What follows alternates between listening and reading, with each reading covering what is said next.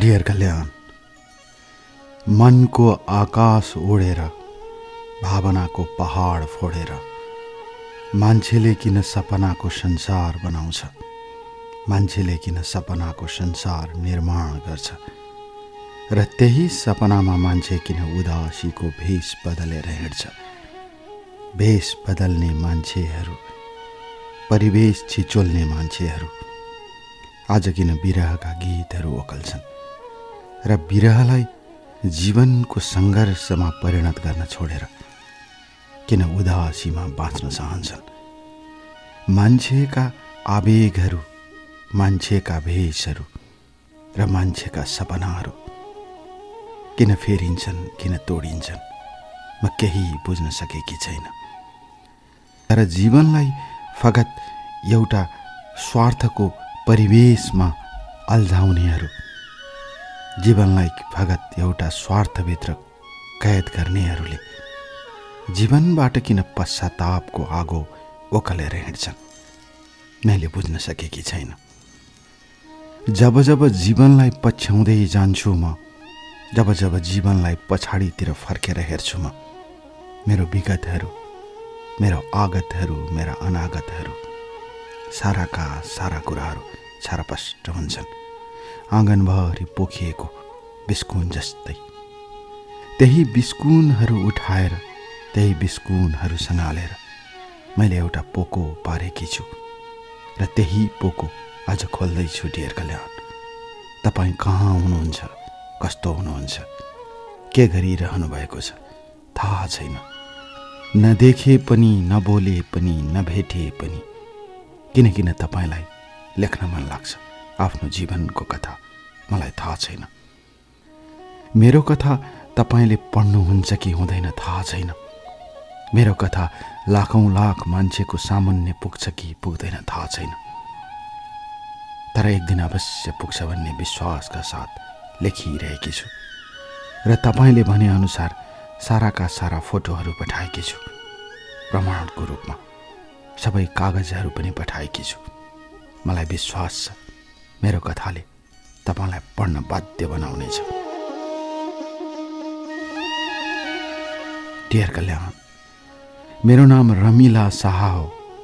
मेरो जन्म विक्रम सम्वत 2050 साल भदौ 16 गते सप्तरी जिल्लाको कोइलाडी गाविसको नजिकै भएको हो। मेरो बुबाको नाम रहेल शाह हो, आमाको नाम नन्दावती शाह हो। मेरो मामाघर राजविराज नजिकै छ। आमा राजविराजको वरपर जन्मनु भएको हो। मेरो मामाघर मेरो लागि प्यारो ठाउँ हो। म अहिले पनि सम्झन्छु मेरो मामाघरलाई। मेरा मामाहरू, मेरो हजुरआमा, मेरो हजुरबुवा मलाई असाध्य माया गर्ने व्यक्तिहरूमा पर्नुहुन्छ। जीवनका प्रिय व्यक्तिहरू पर्नुहुन्छ उहाँ। म घरको जेठी छोरी हुँ। म पछि 3 जना बहिनी र 1 भाइ छन्। भाइ अहिले नापी विभागमा सरकारी जागिर खाएर बसेको छ। मेरो बुबा सामान्य किसान हुनुहुन्थ्यो। किसानी गरेर आफ्नो जीवन चलाइरहनु भएको थियो। दुःख सुख मेहनत गरेर बाबा आमाले हामीलाई हुर्काउँदै जानुभयो। सानोमा मैले सानोमा गाउँमै पढेकी। गाउँको पढाइ कस्तो हुन्छ डियर कल्याण सबैलाई थाहा छ। बुबाले खेतमा हाल्ने मल लिएर आउनुहुन्थ्यो र त्यही मलका बोराहरू बोकेर हामी स्कुल जान्थ्यौँ र त्यही बिछ्याएर बस्थ्यौँ, त्यसैमा पढ्थ्यौँ। बेलुका आउँदा सरहरूले आफ्नो बोरा आफै लैजानु, भोलि फेरि ल्याउनुपर्छ भन्नुहुन्थ्यो। हामी सबैले अनिवार्य रूपमा बोरालाई झोलामा राखेर घर ल्याउँथ्यौँ। अर्को दिन फेरि लिएर जान्थ्यौँ। हप्तामा एकपटक आमाले त्यो बोराको फोहोरहरू फ्याँकिदिनुहुन्थ्यो भुइँमा लागेको र राम्रोसँग धोइदिनुहुन्थ्यो। राम्रोसँग धुन सकिएन भने अर्को बोरा दिनुहुन्थ्यो। त्यही बोकेर स्कुल गइन्थ्यो र त्यही बोरामा बसेर पढिन्थ्यो। यसरी मेरो बालापन चलेको डियर कल्याण। गाउँको पढाइ के नै हुन्छ र, तैपनि बुबा आमाले आफूले नपढेर होला हामीलाई पढ्नुपर्छ, पढेर मात्र राम्रो मान्छे बन्न सकिन्छ भन्ने दिमागमा राखिदिनु भएको थियो। त्यसैले मेरो गाउँको त्यो स्कुल मेरो लागि मन्दिर थियो, मेरो लागि भगवान थियो त्यो स्कुल। अझै पनि सम्झन्छु त्यो मेरो गाउँ। मेरो घर नजिकै ठुलो सिमलको रुख थियो। रातिमा चराहरू र कहिलेकाहीँ गिद्धहरू आएर बास बस्ने गर्थे। मानिसहरूले भन्थे त्यहाँ भूत बस्छ। त्यसैले हामी सानोमा त्यहाँ वरपर जाँदैनथ्यौँ डरले। चैत वैशाखका दिनहरू, गर्मीका ती पलहरूमा थुप्रै मानिसहरू सिमलको छायामा बसेर शीतलताको आनन्द लिन्थे। तर हामी जाँदैनथ्यौँ डरले। दिउँसो पनि जान डर लाग्थ्यो। त्यही सिमलको रुख जस्तो उदास उदास मेरो जिन्दगी, त्यही सिमलको रुख जस्तो एक्लो मेरो जिन्दगी। र कहाँबाट सुरु गरौँ आफ्नो कथा, कहाँबाट लेखौँ र कसरी भनौँ? म आज दोधारमा छुटिएर गल्याउँ, तर पनि लेख्न चाहन्छु। दिल खोल्न चाहन्छु आज र सबैलाई सुनाउन चाहन्छु मेरो जीवनको पाटो, मेरो जीवनको कथा, मेरो जीवनको दुःख र मेरो जीवनको सङ्घर्ष। यसरी मैले पढ्दै गएँ। सानोमा म त्यति राम्रो थिइनँ पढाइमा। सरहरूले भन्थे यसले राम्रो पढ्न सकिने। तर खै कुन्नी के भयो, जब म कक्षा 5मा पुगेँ त्यति बेला म प्रथम भएँ कक्षा 5मा। बुबाहरू यति खुसी हुनुभयो, मामाहरू यति खुसी हुनुभयो। सबै मामाहरू मलाई भेट्न गाउँ आएको याद छ। त्यो मामा घरमा छाएको खुसीले मलाई पढ्न अझ मन लाग्दै गयो। मेरो मामा राजविराजको शिक्षक हुनुहुन्थ्यो। एक दिन कुराकानीकै क्रममा मामाले भन्नुभयो, यसलाई म राजविराज लैजान्छु। हजुरआमाले असाध्यै माया गर्ने। हजुरबुवाले जहिले पनि बाहिर जानुभयो भने चक्लेट किनेर ल्याइदिने गर्नुहुन्थ्यो हामी सबैलाई। विशेष गरी म पढाइमा राम्रो भएपछि, हजुरबुवा र हजुरआमाले पनि कर गरेपछि म त्यो कोइलाडी गाविस छोडेर राजविराज आएँ र पढाइ राम्रो हुन थाल्यो त्यहाँ। जस्तो भए पनि गाउँभन्दा राजविराजको पढाइ अलिकति राम्रो लाग्यो मलाई। मैले पढ्दै गएँ। एकपटकको कुरा हो डियर कल्याण। स्कुलमा निबन्ध प्रतियोगिता सुरु भयो। दहेज सम्बन्धी लेख थियो। मैले दहेज सम्बन्धी लेख लेखेँ र त्यसमा म स्कुलमा प्रथम भएँ। जबकि मभन्दा माथिल्लो क्लासमा पढ्ने विद्यार्थी दिदी बहिनीहरू, दिदी र दाईहरू पनि हुनुहुन्थ्यो। मैले सबैलाई जितेर म प्रथम भएँ। मामाले स्याबासी दिनुभयो। हजुरबुवा हजुरआमाले अँगालोमा बेर्नुभयो र भन्नुभयो, तैँले हाम्रो नाक राखिस् भनेर। त्यसपछि मैले पढ्ने बाहेक अरू कुरा सोच्नै सकेन। जब मेरो परिवार पढाइले खुसी हुन्छ भने म किन नपढ्ने भन्ने मेरो सोच बढ्दै गयो र कक्षा कोठा उक्लदै जाँदा मैले आफ्नो पढाइलाई तीव्रता दिँदै गएँ डियर कल्याण। र जीवनको यो बाटोमा, जीवनको यो सङ्घर्षमा आँखाभरि सपना बोकेर म हिँडिरहेँ। मेरो उद्देश्य पढ्नु थियो। म सुनाउँछु मेरो कथा। मेरो जीवनको बालापनबाट सुरु भएको यो कथा म सुरु गर्छु डियर कल्याण र तपाईँलाई सुनाउँछु। बस तपाईँलाई।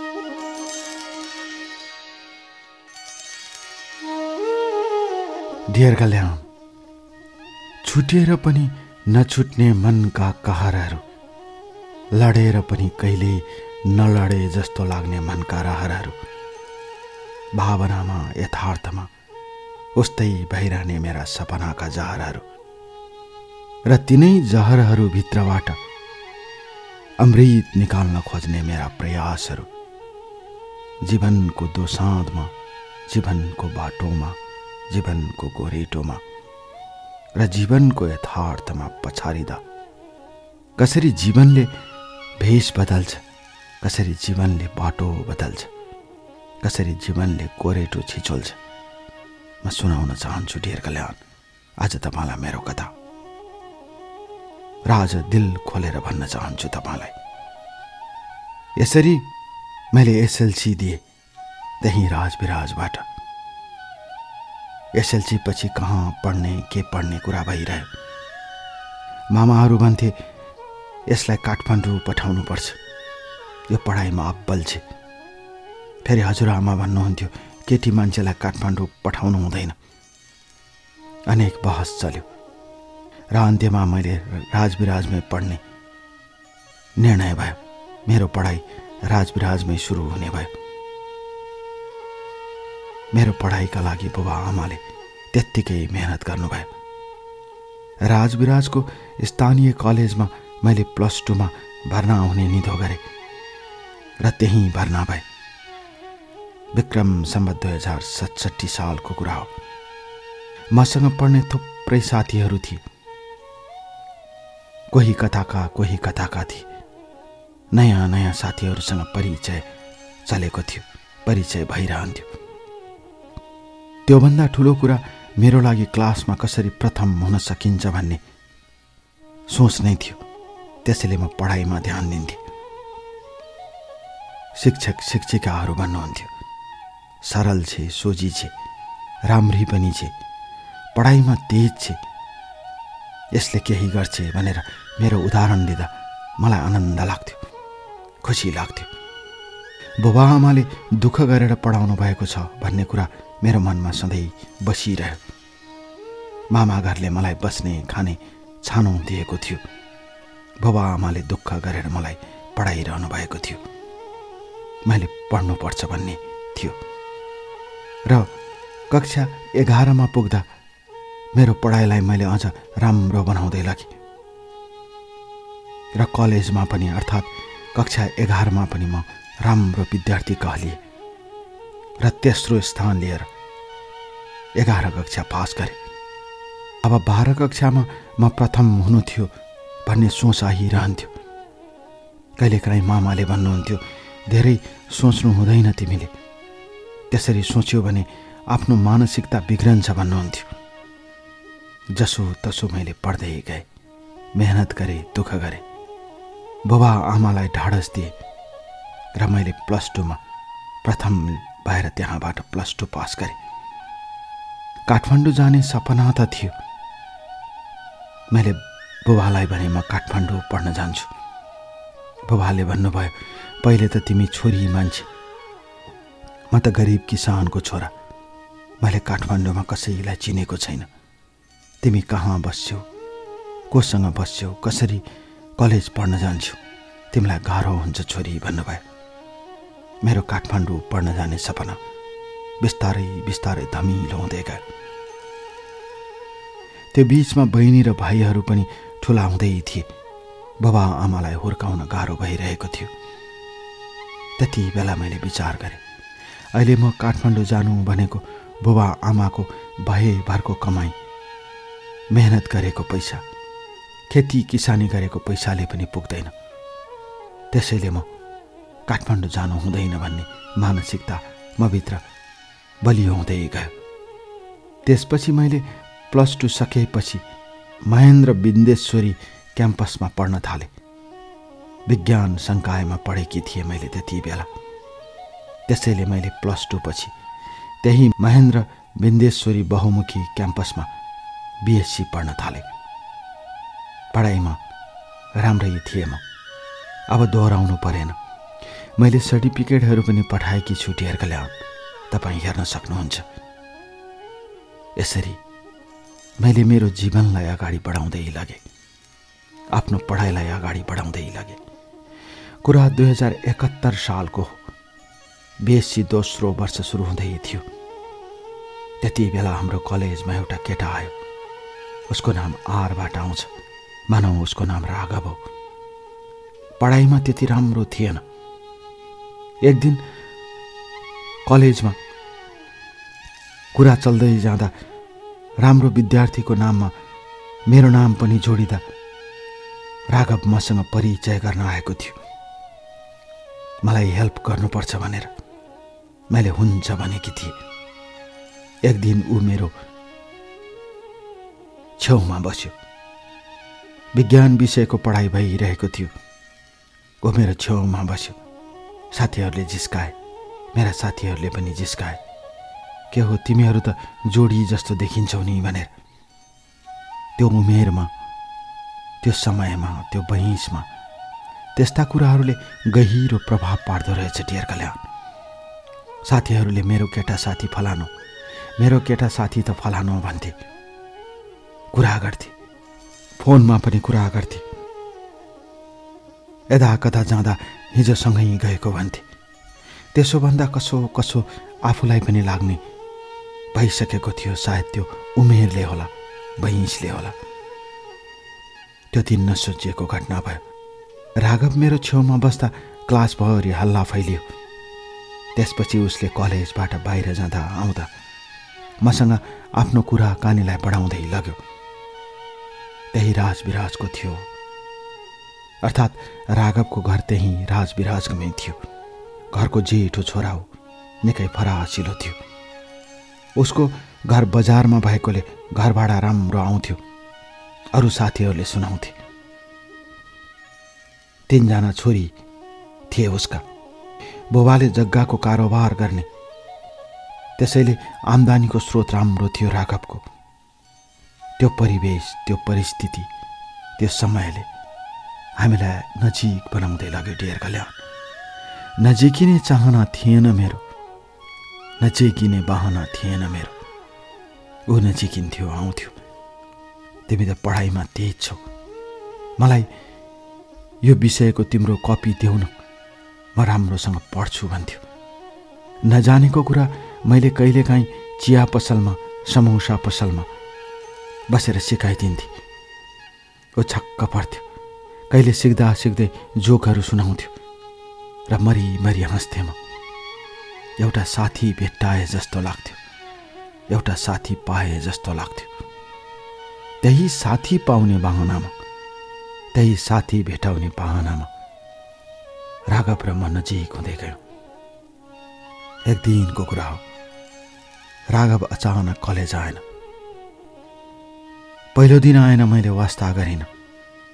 दोस्रो दिन पनि आएन। कता कता नरमाइलो लाग्यो। कलेज छोडेर त गएन भन्ने जस्तो लाग्यो।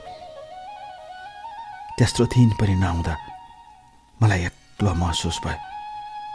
जब चौथो दिन ऊ कलेज आयो डियर कल्याण, त म दौडदै उसको छेउमा पुगेकी।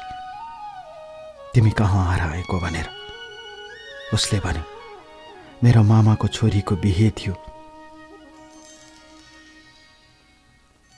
त्यसैले गएको। विराटनगर गएको थिए। तिमीलाई जाने बेला भन्नै पाइन। तिम्रो र मेरो सम्पर्क पनि हुन सकेन।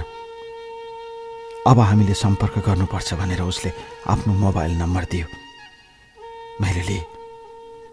मसँग एउटा साधारण मोबाइल थियो त्यति बेला। विद्यार्थी जीवन, पढ्नुपर्ने बाबा आमाको खर्च धेरै थियो। मलाई मामाले दिएको एउटा पुरानो मोबाइल थियो, त्यही बोकेर हिँड्थे। साधारण कुरा गर्न मात्र मिल्थ्यो, राम्रोसँग टेक्स्ट गर्न पनि सकिँदैन थियो। त्यही मोबाइलबाट उसँग कुरा हुन्थ्यो। कुरा हुँदै गयो डियर कल्याण। 1 दिन, 2 दिन, 3 दिन हुँदा हुँदै कुरा बढ्दै गयो। बिस्तारै बिस्तारै, थाहै नपाउँदै जीवनले बाटो बदल्दै गयो। बिस्तारै बिस्तारै थाहा नपाउँदै उसले मलाई मन पराए जस्तो लाग्यो र मैले पनि उसलाई मन पराए जस्तो लाग्यो। जीवनको बाटोमा, नसोचेको बाटोमा हिँड्नु पर्दा कठिन हुन्थ्यो। गाउँमा बुबा आमालाई सम्झन्थे। खेती किसानी गरेर दुःख गरेका बुबा आमा आज म अलिकति बजारमा आएर पढ्दैमा म बिग्रिएकी केटी त बनिन, मैले पढाइलाई बिगार्नु हुँदैन भन्थे। राघवले पनि तिमीले पढ्नुपर्छ, तिमी पढाइमा तेज छौ भन्थ्यो। सघाउँथ्यो, माया गर्थ्यो। थाहै नपाउने गरी उसले देखाएको मायामा स्नेह हुन्थ्यो र त्यही स्नेहले तान्दै गयो डियर कल्याण। तानिँदै जाने मायाका डोरीहरू, बाँधिँदै जाने मायाका डोरीहरू जब फुक्दै जान्छन्, तब जिन्दगीमा सकस होइन, जिन्दगीले आँसु वर्षाउँदो रहेछ। म आँसुको कथा लेखिरहेकी छु डियर कल्याण। मेरा खुसीसँग मिसिएका आँसुहरू, मेरा पीडासँग मिसिएका आँसुहरू, मेरा पीडासँग मिसिएका आँसुहरू आज म पोख्न चाहन्छु जीवनको बाटोमा, जीवनको गोरेटोमा। म आफ्ना मनका कुराहरू शब्द शब्दमा लेखेर दिल खोल्न चाहन्छु डियर कल्याण, तपाईसँग, बस तपाईसँग। डियर कल्याण, हृदयको गतिसँगै बग्ने आवेगहरू, तिनै आवेगको फेरो समाएर पछ्याउने हृदयका सम्वेगहरू, फेरि तिनै हृदयका सम्वेगहरूबाट निस्कने अन्तर्ध्वनिहरू र तिनै अन्तर्ध्वनिबाट निस्कने मनका गीतहरू र त्यही गीत गुनगुनाएर, त्यही गीतको लय बनाएर जीवनलाई बाँध्दै जाने भावनाहरू, प्रेमहरू, स्नेहहरू, हृदयको धड्कनहरू कहाँ कहाँसम्म पोखिन्छन्, कहाँ कहाँसम्म पुग्छन्, मान्छेलाई थाहै हुँदो रहेनछ। थाहै नहुने मनका आवेगहरू पनि किन फेरि मान्छेले आवेशमा आएर छताचुल्ल पार्छ, त्यो पनि थाहा हुँदो रहेनछ। त्यसैले त अँध्यारोमा उज्यालोमा भेटिरहने जीवनका आरोह अवरोहहरू सधैँ एकनास हुँदैनन्। जीवन कहिल्यै पनि एकनास हुन सक्दैन, त्यही जीवनको अँध्यारो र उज्यालोले गर्दा। जब जब मान्छे अँध्यारोमा फस्दै जान्छ, तब उज्यालोको परिकल्पनामा उसले आफ्नो समय गुजार्छ।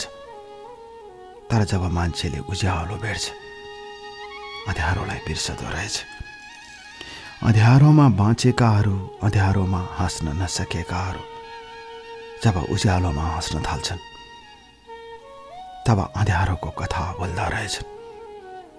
तिनै भुल्दै जाने कथाका पाटोहरू, तिनै भुल्दै जाने कथाका पानाहरू एक एक गरेर शब्द शब्दमा लेखेर तपाईलाई पठाइरहेकी छु डियर कल्याण। यो मेरो कथा सप्रमाण पठाएकी छु। फोटोहरू छन्, कागजातहरू सबै छन् र मेरो सम्पर्क नम्बर पनि छ। विश्वास लाग्दैन भने फोन गर्न सक्नुहुन्छ डियर कल्याण मलाई। म त बस आफ्ना कथाहरू सुनाउन चाहन्छु, बाँड्न चाहन्छु। दुःख के हो, परिवेश के हो, सङ्घर्ष के हो, म जस्तै अगाडि बढ्दै गरेका भाइ र बहिनीहरूलाई सुनाउन चाहन्छु।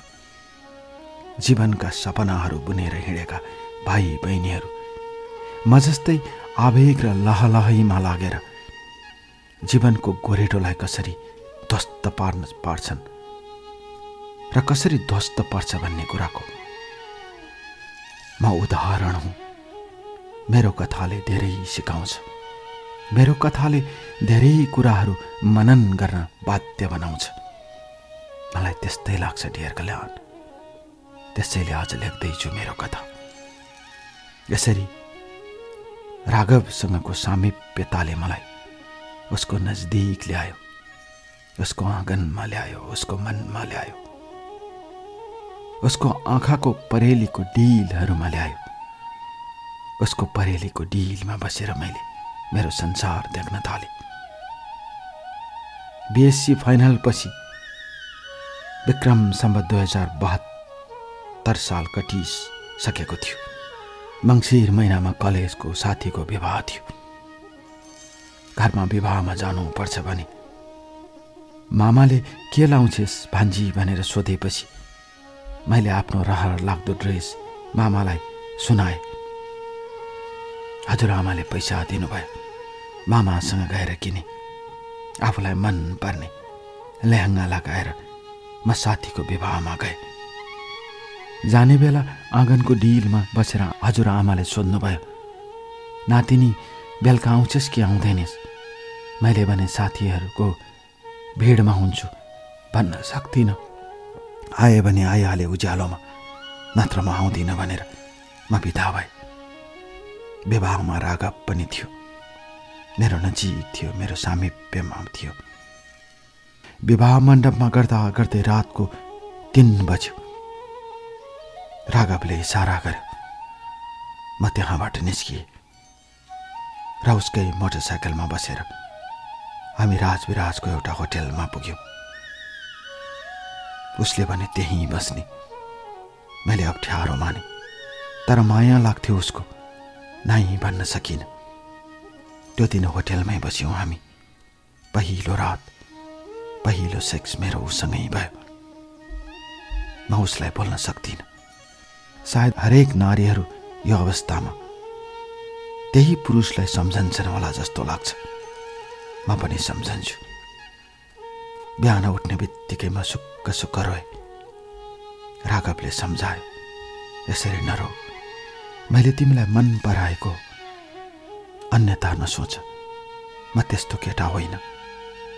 यदि तिमी रुन्छौ भने म पनि रोइदिन्छु भने। म चुप्प लागेँ। अनि म हाँस्दै भने, म हाँसेँ भने के गर्छु, म पनि हाँस्छु भने। ऊ हाँस्यो। बिहान होटलमा तल गएर चिया ल्याएर आयो। चिया खायौँ। बाहिर गएर समोसा किनेर ल्यायो। समोसा खायौँ। त्यसपछि त्यही मोटरसाइकलमा बसेर बेहुली साथीको घरमा गयौँ।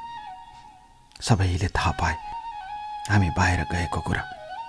साथीहरूले जिस्काए, कहाँ गइस्, कोसँग गइस्। मैले अनेक बहाना बनाउँथे, तर साथीहरूले मान्दैनथे, बुझ्दैनथे। त्यसपछि त्यो विवाह सकिएको दिन म घर आएँ, मामा घरमा। मामा घर आएपछि मलाई मामा घरको आँगन टेक्न अप्ठ्यारो लाग्यो। कति विश्वासका साथ पठाउनु भएको थियो मलाई, तर मैले विश्वासघात गरे जस्तो लाग्यो। घरको आँगनको दाहिनेपट्टि तुलसीको मठ थियो। तुलसीतिर सधैँ गएर ढोग्ने म त्यो दिन ढोग्न जान सकिनँ। हीनता बोध भयो। मैले सब चिज गुमाए जस्तो लाग्यो।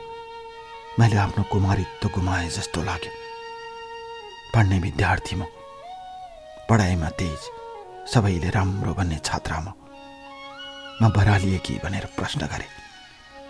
तर राघवलाई सम्झी, माया लागेर आयो। कहाँ त्यस्तो हुन्छ केटा भने जस्तो लाग्यो। एक कान दुई कान मैदान हुँदै यो कुरा मेरो घरसम्म पुग्यो, राघवको घरसम्म पुग्यो। मामाहरूले थाहा पाएपछि मामाहरू छाँगाबाट खसे जस्तो हुनुभयो। आमा त बिरामी नै हुनुभयो।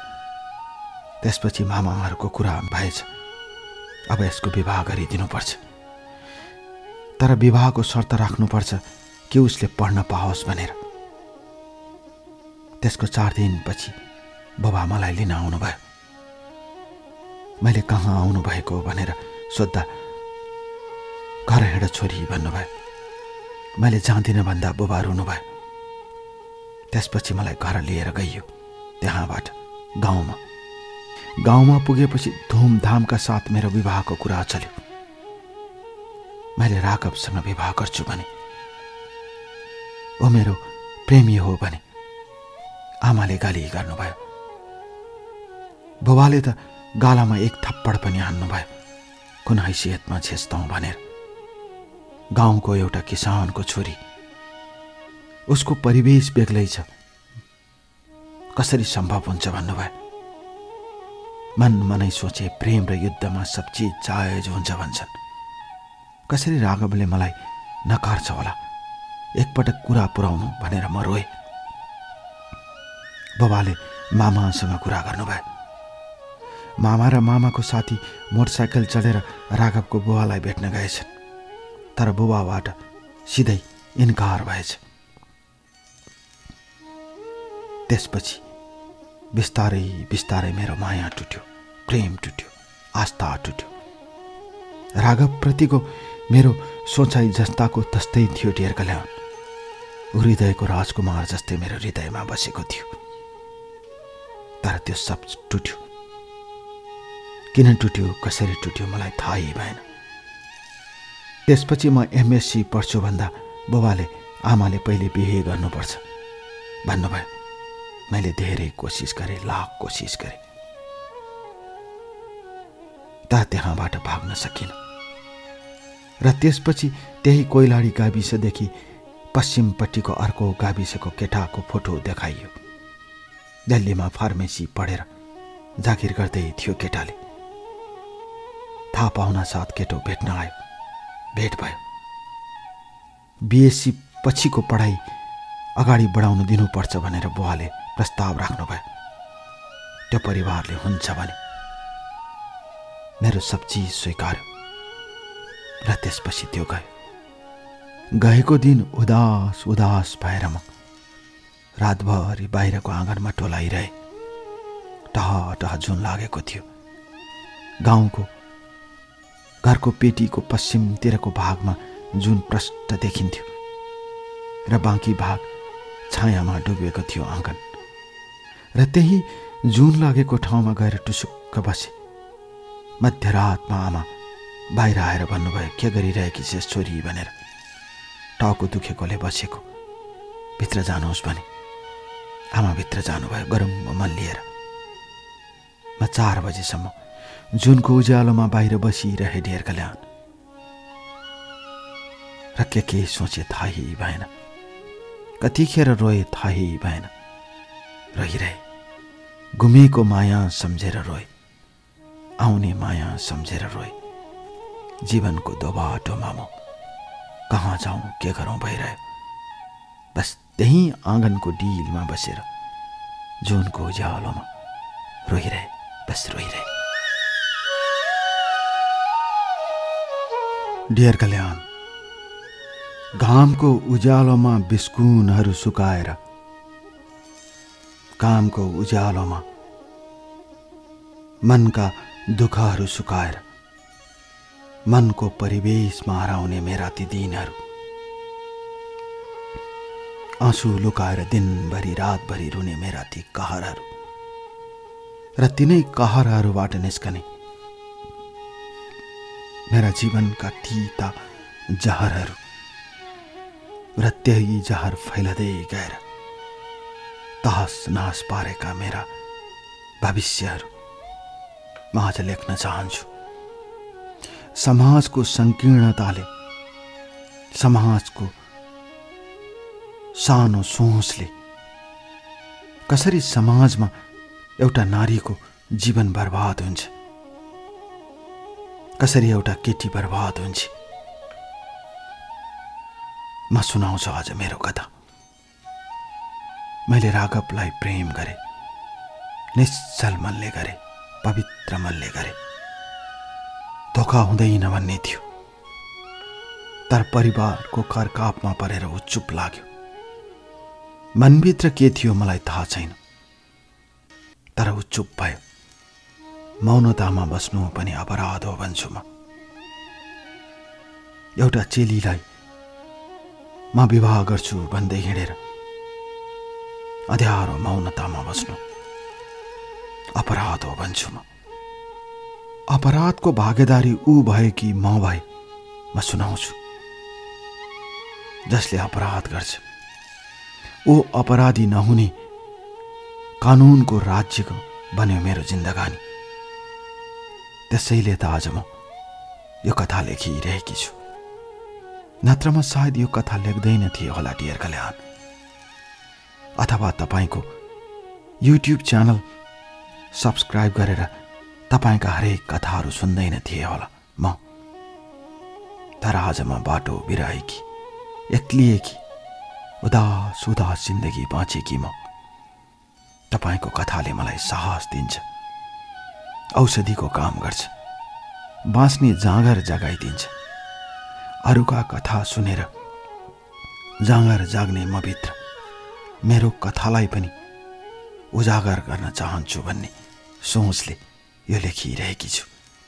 सायद मेरो कथा पनि कसैको लागि बाँच्ने सहारा बन्छ होला।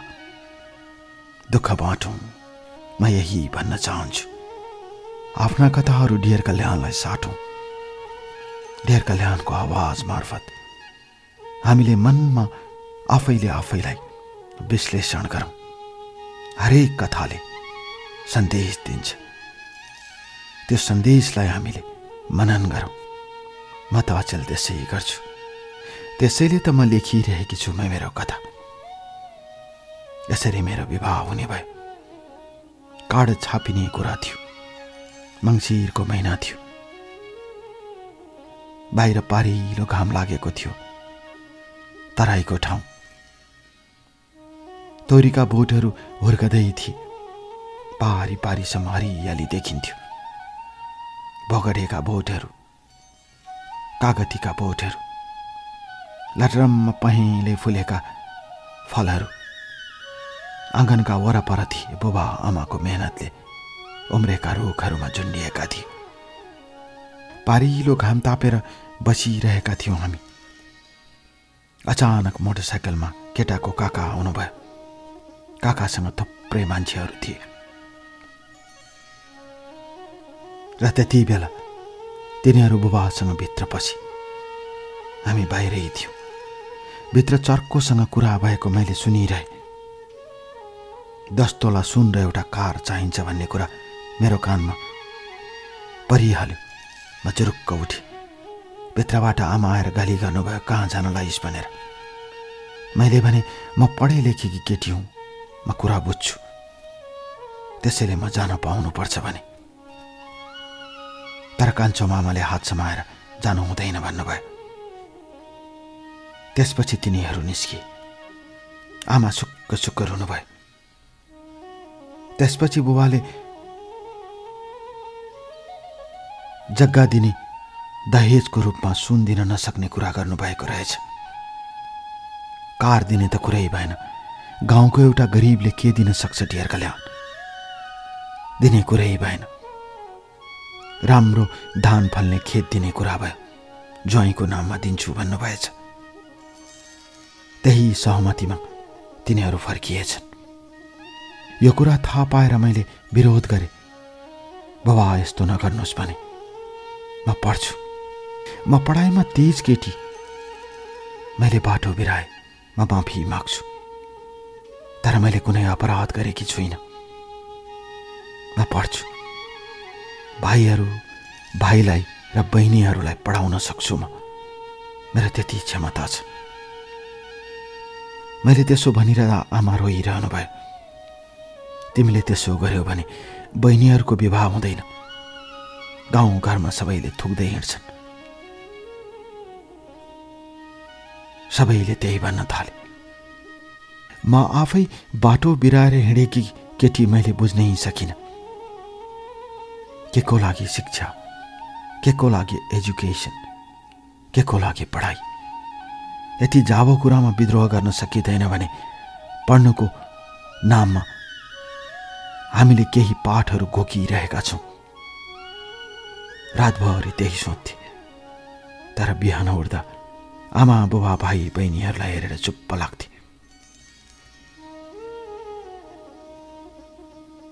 त्यो कुरा सहमति गरेर बुबाले पठाउनु भएको कुरा मैले थाहा पाएदेखि म बेचैन थिएँ। भागेर जान चाहन्थे। तर कहाँ जाउँ? म सोच्थे राघवलाई गएर भेटेँ भने त अवश्य मलाई लान्छ होला। तर फेरि अर्को मनले सोध्थे, घरसम्म पुरा कुरा पुर्याउँदा चुप लागेर बस्ने केटाको के विश्वास। मनमा अनेक कुरा खेल्दा खेल्दै दिन बित्यो। केटा दिल्लीमा पढ्थ्यो, मलाई विवाह गर्ने केटा। उसको दिल्लीमा जागिर थियो। त्यसैले मनलाई सम्हाले र मेरो विवाह भयो। विवाह पश्चात उसले मलाई दिल्ली लिएर गयो। 2 महिनासम्म राम्रैसँग बस्यो। घर आएपछि केटाले अलिकति मसँग नराम्रो रूप देखाउन थाल्यो। त्यसको 2 महिनापछि म फेरि दिल्ली गएँ। दिल्लीबाट फर्केर आएर एमएससी पढ्ने मेरो कुरा थियो।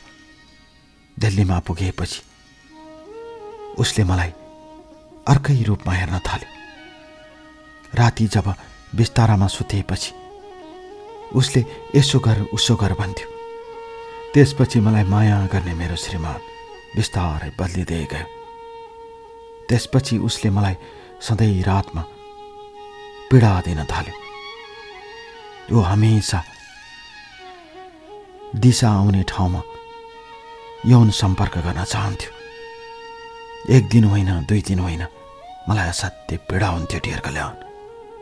एक दिन मैले उसलाई सोधेँ, तपाईँ त्यति असल मान्छे किन यस्तो गर्नुहुन्छ भनेपछि उसले मलाई भन्यो, वेश्याहरूलाई त्यस्तै गर्नुपर्छ, वेश्याहरूलाई गर्ने नै त्यही हो भन्यो। म झसङ्ग भएँ। म कसरी वेश्या भएँ भनेर प्रश्न गरेँ। उसले मलाई भन्यो, राघवसँग सुत्ने त, मसँग विवाह गर्ने त वेश्या नभएर को हो भनेर उसले प्रश्न गर्यो। त्यो दिन मेरो आँखाबाट आँसु मात्र बगेन, सारा शरीर काँप्न थाल्यो। ठुलो अपराध गरेको जस्तो लाग्यो डियर कल्याण। कुनै भयानक मान्छेहरू मारेर हिँडेको एउटा अपराधी जस्तो लाग्यो। केटी मान्छेको जिन्दगानी।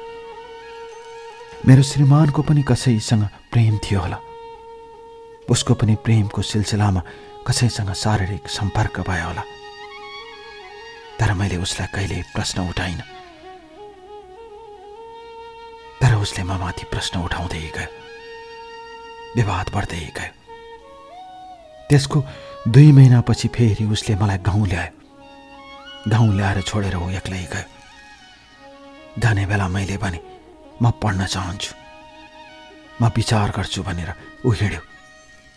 त्यसपछि एक दिन सासू आमाले मलाई भन्नुभयो, 10 तोला सुन दिन्छु भनेको होइन तेरो बुवाले, जा 10 तोला सुन लिएर आइज, 5 तोला सुन मात्र दिने भनेर सासू आमाले मलाई छेउको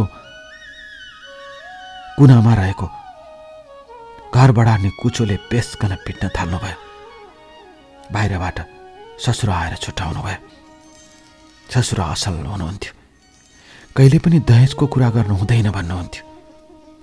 तर छोरा आमा र परिवार एकातिर मिले डियर कल्याण। त्यसपछि मेरो जिन्दगानीमा छिन्न भिन्नता आउँदै गयो। म कसलाई सम्झेर रौँ, म कसलाई सम्झेर बाँचु। मेरो जीवनको परिवेश बदलियो र एक दिन म त्यो घर छोडेर बुबाको घर आएँ। आउन साथ बुबाले भन्नुभयो, किन आएको छोरी भनेर। आँगनबाट भित्र पस्न पाएकी थिएन। म भुइँमा पछारिएर रोएँ, यति रोएँ सायद जिन्दगीमा त्यति कहिल्यै रोएको थिएन डियर कल्याण। म कहिल्यै रोएकी थिएन, म धेरै रोएँ। म सुनाउँछु आज मेरो कथा, मेरो दुःखको कथा आज तपाईलाई दिल खोलेर सुनाउँछु, बस दिल खोलेर। डियर कल्याण, आँसु नपिउनेका रहरहरू, आँसु पिउनेका बाध्यताहरू, हाँसो बाँडेर हिँड्ने जिन्दगीका शुभकामनाहरू, दुःख बाँडेर हिँड्ने जिन्दगानीका संवेदनाहरू मेरा लागि कुनै काम लाग्ने भएनन्। म निरीह भए। मलाई गाउँमा बस्न नमिल्ने अवस्था भयो।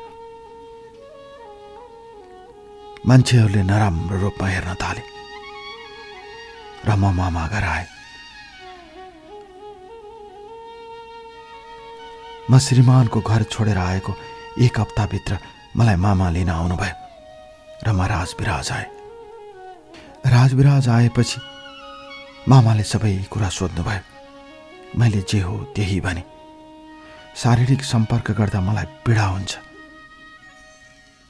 र त्यो दिन मैले जब भन्छु तब उसले यस्तो कुरा सुनाउँछ भनेर साराका सारा कहानी बताइदिए। मामाले केटालाई थुक्नु भए त्यही हिँडेर। मेरो भान्जी कस्ती छे भन्ने कुरा उसलाई के थाहा भन्नुभयो। म रोएँ कराएँ। मेरो बुबा आमा गाउँले हुनुहुन्छ, थाहा छैन उहाँहरूलाई। इज्जतको लागि उहाँहरूले सब चिज घुमाउनु भयो। म त पढे लेखेकी केटी हुँ मामा, मलाई सहारा दिनुहोस्, मलाई आँट दिनुहोस्।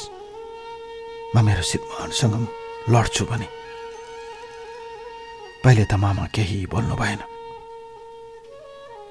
3 दिनसम्म त्यत्तिकै चलिरह्यो र तेस्रो दिनपछि मामाले मलाई, म तिमीलाई सहारा दिन्छु भन्नुभयो। त्यसपछि म श्रीमानलाई भेट्न उसको घरमा गएँ। किनकि मलाई प्रमाणहरू बटुल्नु थियो। त्यहाँनिर झगडा भयो, दहेजको कुरा भयो। म सुनाउँछु डियर कल्याण आज तपाईँलाई मेरो कथा। जब दहेजको कुरा भएपछि मैले साराका सारा कुराहरू भन्दै गए, तर मेरो सासू आमा र त्यसपछि मेरो श्रीमान पनि त्यही थियो। ऊ मलाई झम्टन आयो, पिट्यो र त्यसपछि म त्यहाँबाट निस्केँ। र त्यसपछि मैले सप्तरी अदालतमा मुद्दा दायर गरेँ।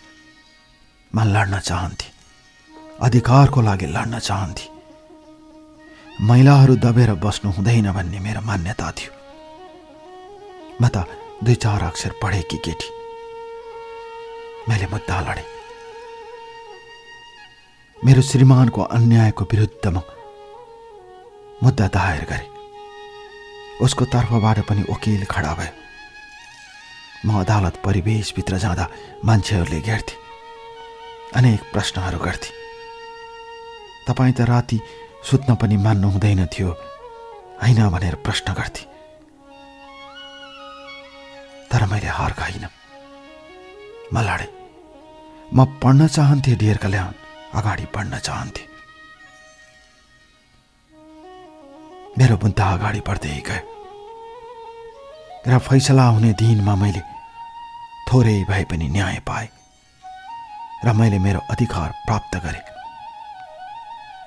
र त्यसपछि मैले केही सम्पत्तिहरू पाएँ।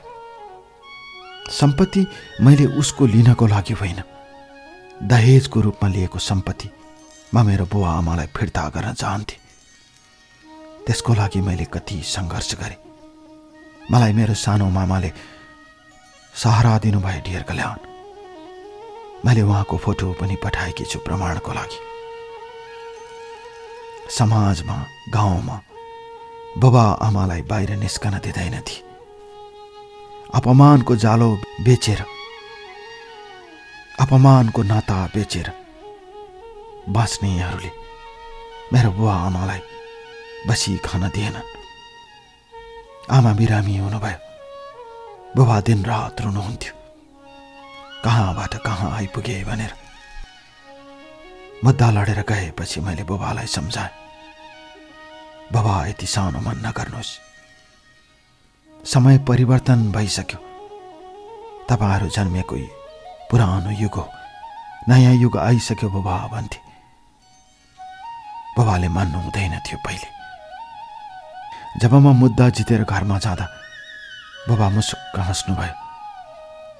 आमाको अँध्यारो मुखमा उज्यालो छायो। छोरीले अधिकार लडेर लिई भन्ने पर्यो।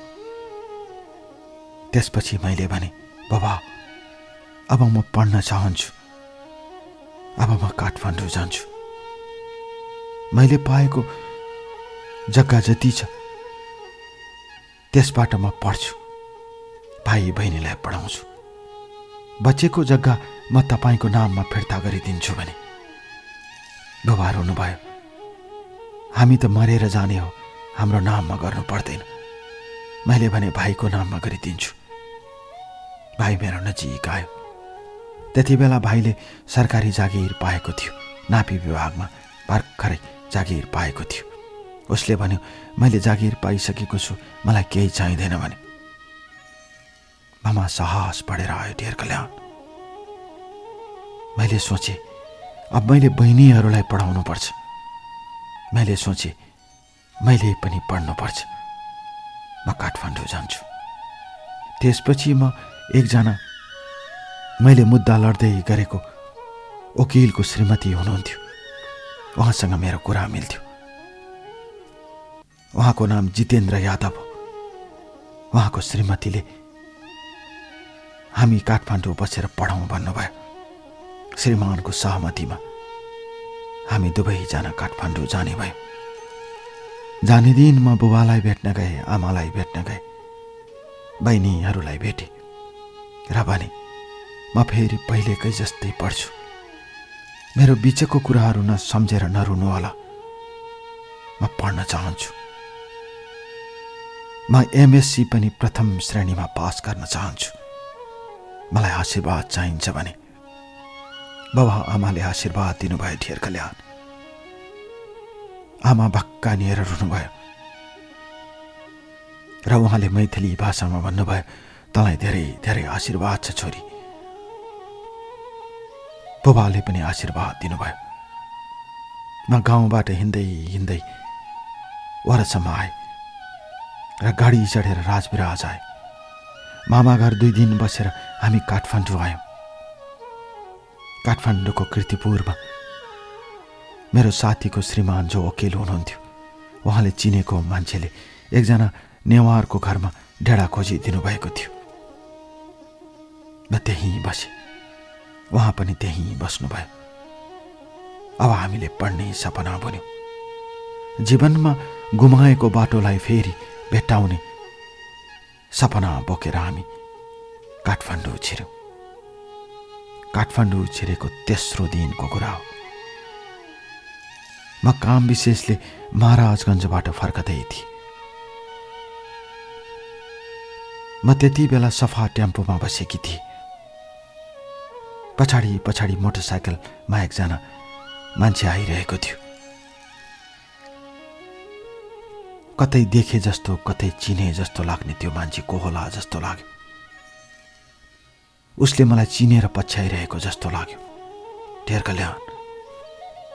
जब भिडमा सफा टेम्पो बिस्तारै दौडिन थाल्यो, ऊ मेरो नजिक आएर इसारा गर्यो र हेलमेटको सिसा खोलेर हेऱ्यो। राघव थियो। म सुनाउँछु ढेर कल्याण। मेरो जिन्दगानीको कथा म सुनाउँछु। जीवनले कसरी मोड लिन्छ, जीवनले कसरी बाटो तय गर्छ। म सुनाउँछु आज तपाईलाई मेरो कथा, बस मेरो आफ्नो कथा।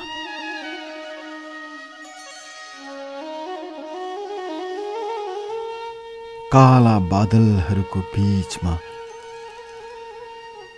गर्जेर आवाज निकाल्ने सगर जस्तै, ठुला ठुला छाल निकालेर किनारलाई बगाउन खोज्ने समुद्रको छाल जस्तै, कहिले माथि उठ्ने कहिले तल झर्ने ज्वारभाटा जस्तै यो मन। किन यसरी बहकिन्छ मलाई थाहा छैन ढेर कल्याण। म सुनाउँदै जान्छु मेरो कथा। यसरी सफा टेम्पोको पछि पछि राघवले मलाई पछ्याउँदै आयो र त्यसपछि म सफा टेम्पो ओर्लेर कीर्तिपुर जाने बस चढ्दै थिएँ। मेरो पछाडि मोटरसाइकल रोकेर हर्न बजायो। मैले पछाडि फर्केर हेरेँ, राघव थियो। एक मन त सोचे यसको मुखमा थुकिदिन्छु, यसकै कारणले यस्तो भएको। तर जीवनको पहिलो प्रेम, मैले त्यसो गर्न सकिनँ। उसले के छ हालखबर भनेर सोध्यो। मैले ठिकै छ भने। कहाँसम्म जाने हो म पुर्याइदिन्छु भने। मैले पढ्दिनँ भने। उसले जिद्दी गर्यो, करायो। 1 कप चिया मात्र खाऊ भनेर भने। मैले खाँदिनँ भने। त्यसो भए म चिया खान्छु, तिमी बसेर मेरो कुरा सुन भने। म केही बोल्नै सकिनँ। उसले धेरै कर गरेपछि के रहेछ त यसको कुरा भनेर म आउँदा आउँदैको कीर्तिपुर जाँदै गरेको बसलाई छोडेर मैले बाटो क्रस गरेँ। ऊ बिस्तारै मोटरसाइकल डोर्याउँदै आयो मसँग र बाटो क्रस गरेपछि अगाडि पुगेपछि एउटा चिया पसल आयो। त्यही चिया पसलको छेउमा उसले बाइक रोक्यो, हेलमेट झार्यो, आफ्नो कपाल सुमसुमायो, कालो चस्मा लगाएको थियो, चस्मा खोल्यो। गुन्डा जस्तो लागिरहेको थियो मलाई त्यो मान्छे, ढेर कल्याण। उसले मैथिलीमा कुरा गर्यो र त्यसपछि हामी चिया पसलभित्र छिर्यौँ। पस्न साथ उसले आँखाबाट आँसु झार्यो। मैले भने केटा मान्छे नाटक गर्न माहिर हुन्छन्, मनै सोचे तेरो गोहीको आँसु हो। म चाहँदैन त्यो आँसु भन्ने मनमा महसुस गरे। जीवनमा धेरै चोट खाएकी म कठोर भइसकेकी थिएँ डियर कल्याण। र त्यसपछि उसले आफ्नो कहानी बताउन थाल्यो। मैले नसुने जस्तै गरे। तिम्रो विवाहको कुरा घरमा आउँदा म घरमा थिइनँ। मलाई बुबाले तैँले चाहेको केटीसँग बिहा गरिदिन्छु भनेर काम विशेषले मलाई काठमाडौँ पठाउनु भएको थियो। त्यति बेला सर्वोच्चमा एउटा मुद्दा थियो, हाम्रो जग्गा सम्बन्धी। त्यहाँ पठाउनु भएको थियो र मेरो परिवारले बारम्बार मसँग सम्पर्क गरेर तिमीसँग विवाह गरिदिने कुरा दोहोऱ्याइरहेका थिए। तिमी समक्ष कस्तो कुरा पुग्यो मलाई थाहा छैन। म त्यसको लागि माफी चाहन्छु। तर मैले जब तिम्रो विवाहको कार्ड छापेको खबर पाएँ तब मरे तुल्य भए। डियर कल्याण, मलाई उसको कुरामा विश्वास लागेन। मनै भने फोन गर्न त सक्थ्यो होला। उसले झुट बोले जस्तो लाग्यो। तर कता कता उसको कुरामा केही सत्यता छ कि जस्तो लाग्यो, किनकि राघव नआउनुको पछाडिका कारणहरू अरूले सुनाउँथे। म केही बोलिन। कहाँ बस्यौ भन्दा मैले कीर्तिपुर भने। म पुर्याइदिन्छु भने। मैले मानिन, तर उसले कर गर्यो र मलाई मेरो डेढासम्म पुर्यायो र ऊ भित्र जान्छु नभनिकन फर्कियो। मैले उसलाई ट्युमै पढ्ने कुरा गरेको थिएँ। ऊ हरेक दिन ट्यु आएर मलाई खोज्दो रहेछ कीर्तिपुर वरपर। जब म भर्ना भएर क्लास लिन थालेँ डियर कल्याण, ऊ अचानक कीर्तिपुरको प्राङ्गणमा देखिन थाल्यो। कहिले के बहानामा देखिन थाल्यो। धेरै पटकको भेटघाटपछि उसले मेरो जन्मदिनको दिन उपहार बोकेर ल्याए। म तिमीसँग चिया खान चाहन्छु, उसले यही भन्यो। मैले क्यान्टिनमा जाउन भने ऊ क्यान्टिनमा जान अप्ठ्यारो मान्यो। साथीहरू हुन्छन्, तिम्रा थुप्रै गाह्रो हुन्छ भन्यो। मैले हुन्छ भनेर बाहिरपट्टिको कीर्तिपुरबाट निस्कने बाहिरपट्टिको चिया पसलमा बसेर चिया खान थाल्यो। उसको विवाह भइसकेको थियो डियर कल्याण। त्यति बेला ऊ विवाहित केटा थियो। त्यो दिन उसले मलाई भन्यो, म तिमीलाई अझै पनि उत्तिकै मन पराउँछु भने। म छक्क परेँ। तिमी त विवाह गरिसकेको केटा मान्छे यस्तो भन्न सुहाउँछ र भने। रोयो करायो डियर कल्याण। तर मैले उसको कुरा सुनिनँ। मैले सुन्न चाहिन र भने, अबदेखि तिमी मलाई नभेट। यदि तिमीले मलाई भेट्यौ भने म पुलिस कहाँ जान्छु, प्रशासन कहाँ जान्छु र म तिम्रो श्रीमती कहाँ जान्छु भने। उसले त्यही भन्यो त्यो दिन डियर कल्याण। तिमी पुलिस कहाँ नजाऊ, प्रशासन कहाँ नजाऊ, तर मेरो श्रीमतीकोमा जान सक्छु। म तिम्रो बारेमा सबै कुरा भन्न चाहन्छु उसको अगाडि भने। तर म त्यसो गर्दिनँ थिएँ र गर्न चाहेकी पनि थिएन। र त्यो दिन मैले उसलाई गाली गरेर पठाएपछि ऊ आइन। तर उसले कताबाट मेरो नम्बर थाहा पायो र फोन गर्यो।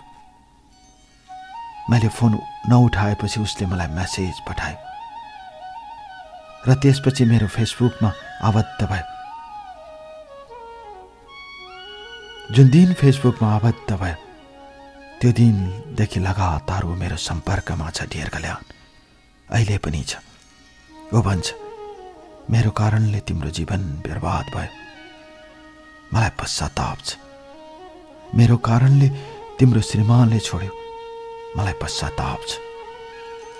मलाई परिवारले गरिदिएको विवाह हो यो, मेरो मनले गरेको विवाह होइन। म त तिमीलाई विवाह गर्न चाहन्छु।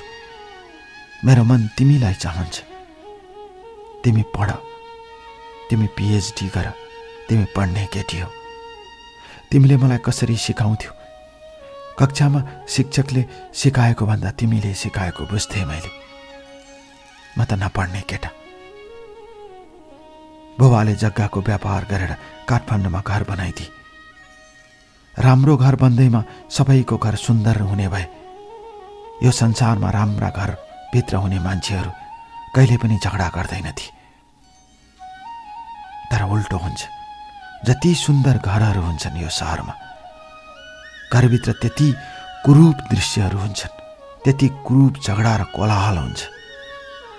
बाहिरबाट जति सुन्दर देखिन्छन् काठमाडौँका घरहरू, भित्र त्यति सुन्दर हुँदैनन्। विश्वास गर भन्यो। फकायो र त्यो फकाइलाई निरन्तर अहिलेसम्म पनि ल्याइरहेको छ। ओ मायाको भिख माग्छ। मलाई प्रायश्चित गर्न देऊ भन्छ। म डिभोर्स गर्छु भन्छ। मैले तिम्रो जिन्दगी बिगारे, त्यो कारण म हुँ भन्छ डियर कल्याण। पल पल रुन्छ। मलाई साथ दिन्छु भन्छ। म आफै घरबार बिग्रेर हिँडेको केटी, म उसको परिवार बिगार्न चाहँदैन। त्यसैले म यो कथा लेखिरहेकी छु। डियर कल्याण, तपाईको आवाज मार्फत म राघवलाई यही भन्न चाहन्छु। राघव, तिमी विवाहित केटा हौ। तिमी रोएर, तिमीले प्रायश्चित गरेर अब केही हुँदैन। समय घर्किसक्यो। त्यति बेला मेरो विवाहको कुरा चलिरहेको बेला तिमी भागेर मोटरसाइकलमा मेरो गाउँमा आएर मलाई लिएर जान सक्थ्यौ। यदि मलाई लिएर गएको भए तिमी जिन्दगीको सही हिरो हुने थियो। तर सब कुरा घर्किसकेपछि रुनु भनेको त खलनायकले गर्छ यस्तो काम। तिमी त बेलेन हौ। त्यसैले तिमी मेरो जिन्दगीमा नआऊ। म चाहँदैन तिमीलाई अब। म अब बहिनीहरूका लागि, बाबा आमाका लागि म बाँच्छु। म अब पिएचडीको लागि पहल गरिरहेकी छु। म कमाउन सक्छु, काम गर्न सक्छु। यतिखेर पनि काठमाडौँमा नाम चरेको कलेजमा पढाइरहेकी छु। सान छ, गर्व छ मलाई म प्रति। मेरो बुबा आमा अहिले असाध्यै खुसी हुनुहुन्छ। उहाँहरूको आँखामा खुसीको आँसु छ। म फेरि पीडाको आँसु झार्न चाहन्न मेरो बुबा आमाको आँखाबाट। बहिनीहरूलाई ल्याएर काठमाडौँमा राखेकी छु। तिनीहरूको विवाह गरेर तिनीहरूलाई असल बनाउनु छ म। त्यसैले तिमी मेरो बाटोमा नआऊ। म एक्लै हिँड्न चाहन्छु। जीवनको चोट खाएकी म कडा भइसके। अब कोही केटा मान्छे हृदयमा मेरो मन पग्लदैन। म त आफ्नो बाटो हिँड्छु। एउटी नारीले केसम्म गर्न सक्छ भन्ने कुराको उदाहरण दिन चाहन्छु राघव। उदाहरण। मेरो बाटोमा नआऊ। यदि मेरो बाटोमा आयो भने म तिमीलाई कानुनी उपचार गर्न तयार छु। म यही भन्न चाहन्छु तिमीलाई डियर कल्याणको यो आवाज मार्फत। बस यही।